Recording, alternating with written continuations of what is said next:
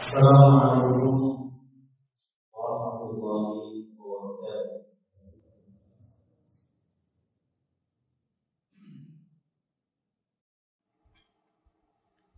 Alhamdulillahilladzi wa kafa wa sallallahu ala habibil mustafa ahli sidqi wal wafa. Asyhadu an la ilaha illallah wahdahu la syarika lah. Wa asyhadu anna Muhammadan abduhu wa rasuluh wa habibuhu wa safiyyuhu wa khaliluh. Allahumma salli wa sallim wa barik ala afdalil anbiya'i wal mursalin nabiyyina Muhammadin wa ala alihi wa sahbihi ajma'in, amma ba'd. Subhanaka la ilma lana illa ma 'allamtana innaka antal alimul hakim wa tub alaina innaka antat tawwabur rahim. Radina billahi rabba wa bil islami dina wa bi Muhammadin sallallahu alaihi wasallam nabiyya wa rasula.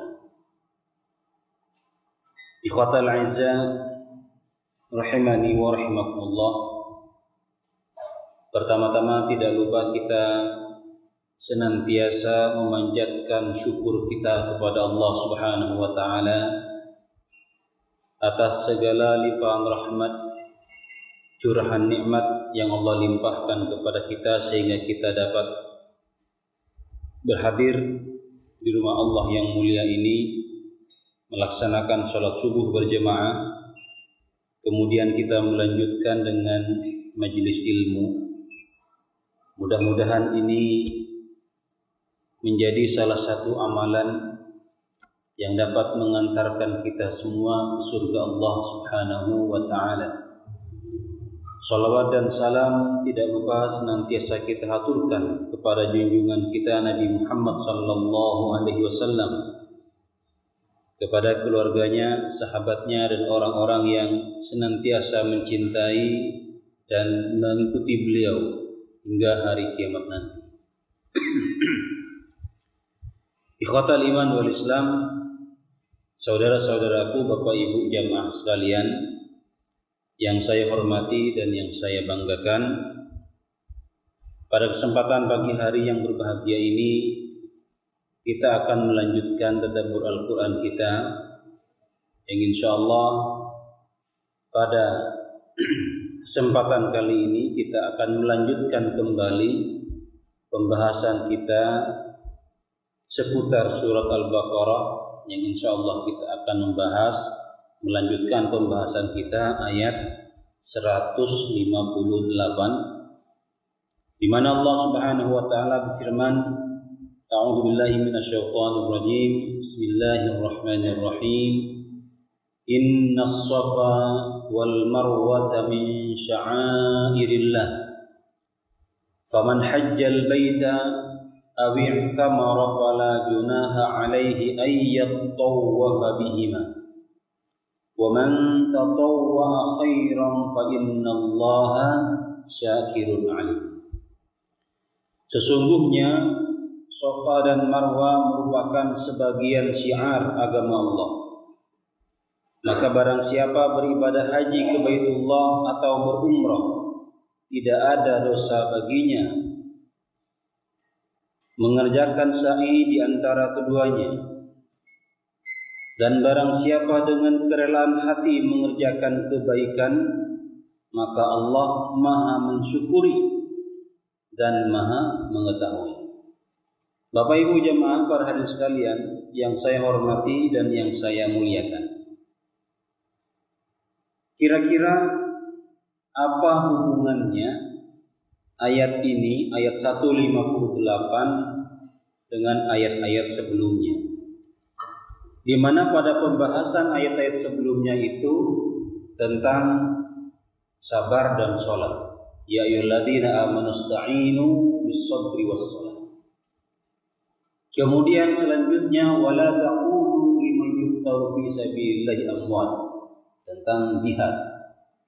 Kemudian tentang kalimat istirja, kalimat inna lillahi wa inna ilaihi raji'un. Kemudian Allah sambungkan dengan pembahasan ayat innas safa wal marwata min sya'airillah. Kira-kira apa munasabahnya? Apa hubungannya dengan ayat sebelumnya? Maka sebagian para ulama menjelaskan bahwa ayat ini masih memiliki kaitan dengan ayat-ayat sebelumnya, di mana ayat-ayat sebelumnya berbicara tentang sabar, berbicara tentang sholat, berbicara tentang jihad. Nah, begitu juga dengan ayat ini. Sebenarnya ayat ini juga masih berkaitan tentang kesabaran dan jihad. Ya. Kenapa? Terkait dengan masalah haji, umroh itu juga memerlukan kesabaran dan jihad yang tinggi dari kita. Ya. Ketika kita ingin melaksanakan haji, banyak hal yang harus dikorbankan. Waktu, tenaga, dan harta itu juga akan dikorbankan. Maka diperlukan jihad yang besar ketika orang ingin melaksanakan haji dan umrah.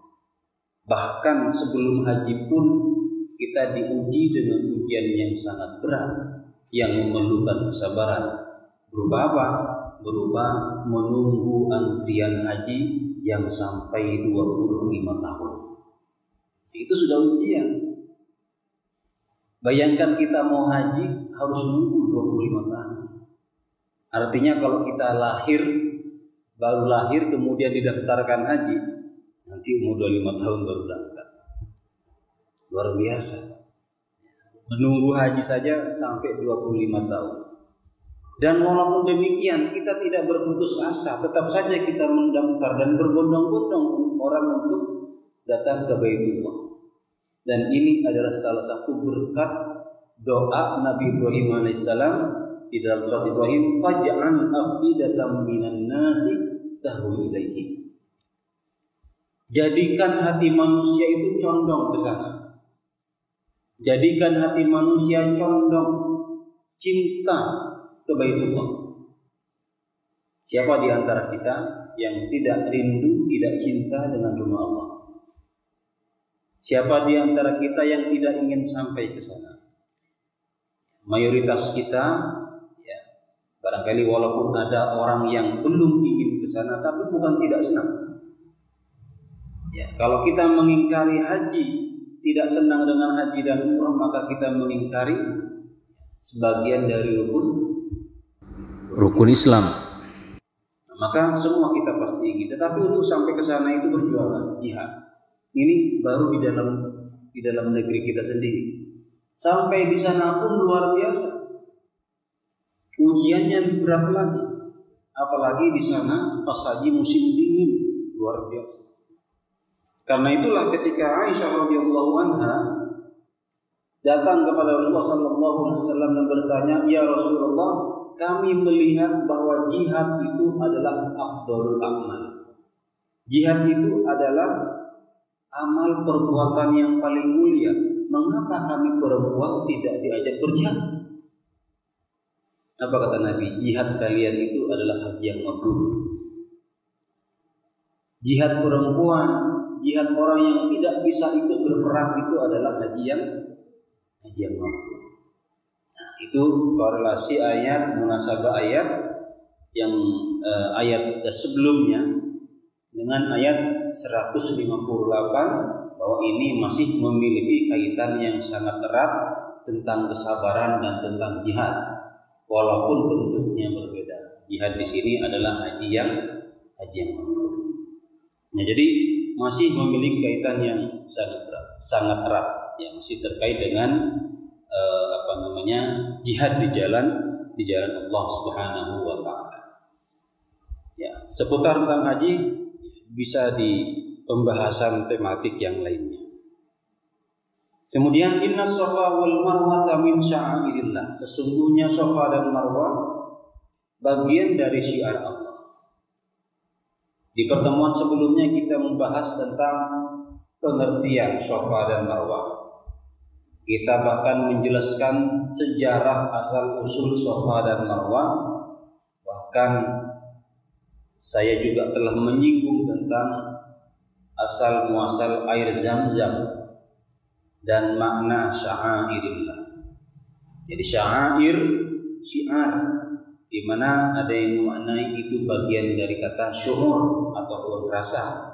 Tapi makna yang digunakan pada ayat ini, syiar itu adalah tanda minal a'lam, tanda kebesaran di antara kebesaran Allah Subhanahu wa taala. Faman hajjal baita aw i'tamara fala junaha 'alaihi ay yatawwafa bihima. Ini yang akan kita lanjutkan pembahasan kita.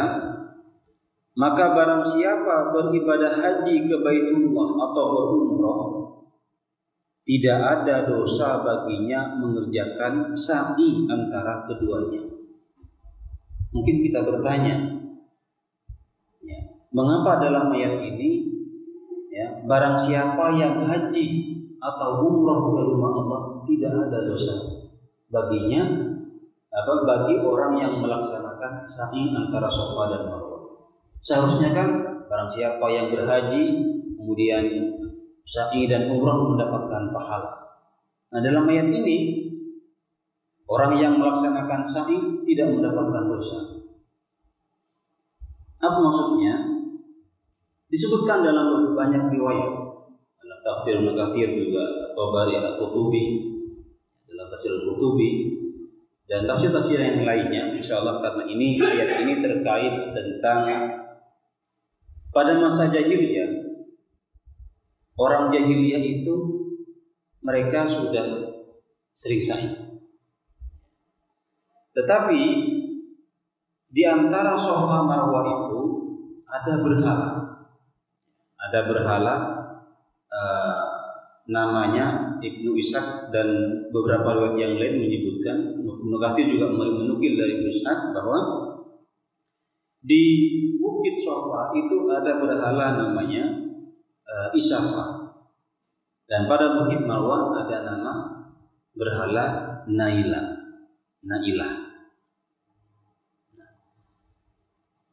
Ibnu Katsir menukil dari Ibnu Ishaq, Nailah, Isafa dan Nailah ini awalnya adalah dua orang manusia, laki-laki dan perempuan. Kemudian keduanya berzina. Kemudian dibuatkan patung sebagai pembelajaran kepada manusia setelah itu. Kemudian patung itu dipajang di sofa, yang Isafa di sofa, yang Nailah di Marwah. Seiring berjalannya waktu, kemudian Isafa dan Marwah ini dianggap sebagai Tuhan. Ketika orang jahiliyah itu bertawaf, bersa'i antara Safa dan Marwah itu sambil mengusap sampai ke Safa, mengusap Isafa, berjalan sampai ke Marwah mengusap Nailah, terus setiap putaran itu mengusap. Nah, akhirnya ketika Islam datang, kaum muslimin yang dulu jahiliyah itu, umat Islam yang dulu sebelumnya jahiliyah, ketika melaksanakan itu ada trauma. Nah, kalau nanti kita melaksanakan haji, kemudian tawaf dan kemudian sa'i, nanti kita berdosa dong. Nah, jadi orang-orang kaum muslimin yang sebelumnya merasakan tawaf, merasakan sa'i antara Safa dan Marwah itu dengan cara jahiliyah, kemudian ketika dia masuk Islam khawatir, takut apa yang dilakukan itu berdosa. Nah, kemudian kata Allah, barang siapa yang berhaji kemudian tawaf, sa'i antara Safa dan Marwah, tidak ada dosa baginya ketika dia melakukan itu. Karena apa? Karena yang dia lakukan bukan lagi dengan cara-cara jahiliyah, tetapi dengan cara yang sudah ditentukan oleh Allah. Maka ketika Nabi akan melaksanakan sa'i antara Safa dan Marwah, Nabi mengucapkan innas Safa wal Marwata min sya'airillah faman hajjal baita aw i'tamara fala junaha alaihi ay yatawwafa bihima wa man tatawwa khairan fa innallaha syakirun alim. Kemudian Nabi mengucapkan abda'u bima bada Allah. Saya memulai dengan apa yang Allah mulai. Artinya pelaksanaan sa'i antara Safa dan Marwah yang dilakukan oleh kaum muslimin sudah tidak lagi caranya seperti orang jahiliyah. Nah, itu maksudnya. Jadi maksud barang siapa yang melaksanakan sa'i antara Safa dan Marwah tidak berdosa baginya. Seharusnya kan berpahala gitu. Tapi ini tidak berdosa maksudnya. Maksudnya adalah ada rasa trauma bagi sebagian orang kaum muslimin yang pernah melaksanakan itu, khawatir kalau dia sa'i dan umroh kemudian mendapatkan dosa. Nah, sehingga ada beberapa riwayat, misalkan di antara riwayat yang agak panjang, saya bacakan artinya saja. Dari riwayat dari Imam Ahmad bahwa dari Aisyah, Urwah menceritakan bahwa Siti Aisyah pernah berkata kepadanya, bagaimana pendapatmu mengenai firman Allah tentang ayat ini? Kemudian aku menjawab, demi Allah tidak ada dosa bagi orang bila tidak melaksanakan tawaf di antara keduanya atau sa'i di antara keduanya. Kemudian Aisyah mengatakan, bisa ma qulta ya ibna akhti. Aduhai atau alangkah buruknya yang engkau katakan, wahai anak saudara perempuanku. Berarti dia adalah ponakannya. Sesungguhnya bila makna ayat seperti apa yang engkau takwilkan, maka maknanya tidak ada dosa bagi seseorang bila tidak tawaf di antara keduanya. Akan tetapi ayat ini diturunkan adalah kepada orang Ansor di masa lalu sebelum mereka masuk Islam, di mana mereka dulu ketika tawaf, ketika mereka sa'i dengan cara-cara jahiliyah. Kemudian mereka merasa berdosa, lalu turunlah ayat ini. Lalu mereka menanyakan hal tersebut kepada Rasulullah SAW. Kemudian mereka bertanya kepada Rasulullah, sesungguhnya kami merasa berdosa bila melakukan tawaf di antara Safa dan Marwah karena pada masa jahiliyah kami. Maka turunlah ayat innas Safa wal Marwah. Ini diantara riwayat dari Aisyah. Riwayat yang lain dari Asim bin Sulaiman, qala sa'altu Anasan 'anis Safa wal Marwah. Saya bertanya kepada Anas tentang Safa dan Marwah. Qala kunna nara dzalika min amril jahiliyah. Jadi kami pada mulanya kami menganggap termasuk perkara jahiliyah. Ketika Islam datang, falamma ja'al Islam amsakna anhuma. Ketika Islam datang, kami tidak sa'i dan tawaf lagi karena merasa berdosa tadi itu. Maka Allah menurunkan ayat ini, fa anzalallahu azza wa jalla innas Safa wal Marwah. Dan masih banyak lagi riwayat-riwayat tentang hadis-hadis tentang sebab turunnya ayat ini. Faman hajjal baita aw i'tamara fala junaha alaihi ay yatawwafa bihima. Dan barang siapa yang berhaji ke Baitullah dan umrah, tidak ada dosa baginya ay yatawwafa bihima, tawaf. Nah, pada ayat ini juga tidak menggunakan istilah sa'i, tapi menggunakan istilah tawaf. Ya, padahal kita masyhurnya dalam bahasa fikihnya antara Safa dan Marwah itu disebut sa'i. Ya, kalau bertawaf itu berarti mengelilingi Ka'bah. Ya, kalau sa'i, kalau Safa dan Marwah itu namanya sa'i. Tapi ayat ini menggunakan istilah tawaf karena memang pada asalnya namanya tawaf itu ya berjalan. Kalau misalkan kita berjalan memutari Ka'bah, itu namanya tawaf. Berjalan antara Safa dan Marwah kelilingnya, itu namanya juga asalnya tawaf. Hanya bahasa istilah fikih disebut dengan sa'i. Karena apa? Karena ketika Siti Hajar yang berusaha, sa'i itu kan berusaha keras, berusaha dengan penuh harap, itu sa'i. Kenapa? Karena ketika Siti Hajar, ya dia berjalan antara Safa dan Marwah untuk mencari air, dia berjalan berusaha penuh harap untuk mendapatkan bantuan atau makanan dari orang yang lewat ataupun menemukan di celah-celah di antara bukit gurun antara Safa dan Marwah. Maka dalam istilah fikih disebut sebagai sa'i. Tetapi pada maknanya dalam ayat ini, pada ayat ini menggunakan kalimat tawaf. Bapak Ibu jemaah sekalian yang dimuliakan oleh Allah, tawaf itu maknanya berjalan berputar. Ya, kalau Bapak Ibu ya, berjalan di mall gitu ya, nah, dari tingkat 1 putar, selesai naik lagi ke tingkat 2, itu namanya tawaf. Tawafnya di mall kan. Di pasar keliling itu juga namanya tawaf, tapi tidak ada pahalanya. Tidak ada pahala tawaf seperti di tawaf di Baitullah. Wa man tatawwa khairan fa innallaha syakirun alim. Dan barang siapa dengan suka hati berbuat kebajikan, fa innallaha syakirun alim. Sesungguhnya Allah Maha mensyukuri.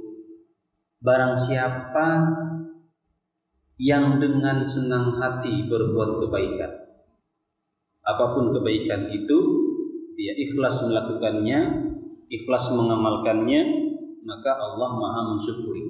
Apa maksudnya Allah Maha mensyukuri? Maha mensyukuri atau maha bersyukurnya Allah itu adalah memberikan pahala, memberikan ganjaran, memberikan pahala atas apa yang dia lakukan, tanpa Allah menzalimi, tanpa Allah mengurangi sedikit pun dari pahala dari amalan yang dia lakukan. Nah, jadi itu maksud dari kata innallaha syakirun alim. Mungkin kita bingung ya, maksudnya apa Allah Maha mensyukuri? Bukankah yang bersyukur itu kan seharusnya kita? Tapi Allah Maha mensyukuri. Maka Ibnu Katsir, fa innallaha syakirun alim, maksudnya adalah yusibu 'alal qalil bil katsir. Jadi Allah itu Maha mensyukuri, maksudnya adalah Allah memberikan pahala atas apa yang orang lakukan, dari kebaikan kecil maupun besar.